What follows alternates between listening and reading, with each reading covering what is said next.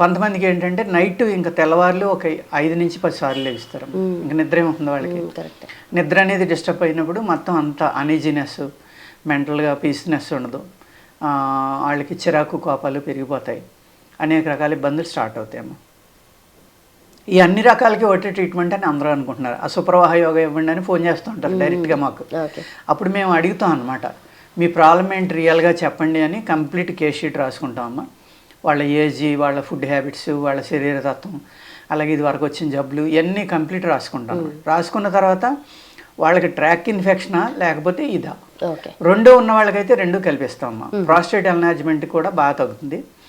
ఆ prostate enlargement తగ్గించడానికి ఒక మందు ఉంటుంది. ట్రాక్ ఇన్ఫెక్షన్ ఒకటి ఉంటుందండి.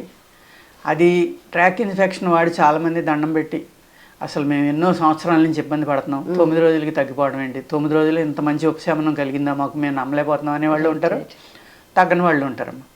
నేను అందుకనే చెప్పాను, నేను దేవుడిని అయితే 100 మందికి తగ్గించగలను, 100కి 100 మందికి. నేను మనిషినే కాబట్టి. అంటే ఆ తగ్గని వాళ్ళకి ఇంకా ఎక్స్ట్రీమ్ ప్రాబ్లమ్ అంటే ఏంటి వాళ్ళకి? ఎక్స్ట్రీమ్ ప్రాబ్లం అంటే ఇక్కడ ఆ మందు సోట్ అవ్వకపోయి ఉండొచ్చమ్మా. వాళ్ళు ఎక్స్ప్లెయిన్ చేయటంలో ఉన్న ప్రాబ్లం ఒకటి, వాళ్ళు చెప్పింది ఒకటి అయ్యి ఉండొచ్చు. అలాగే క్రానిక్ అయిపోతే ఇంకొకటి 2 డోసులు వాడుకోవాల్సి ఉంటుందండి. ఒక డోసు తోటి తగ్గిపోతుందని ఎలా ఉందంటే ఎక్స్పెక్టేషను 30 years నుంచి ఉందండి. మేము ఇచ్చే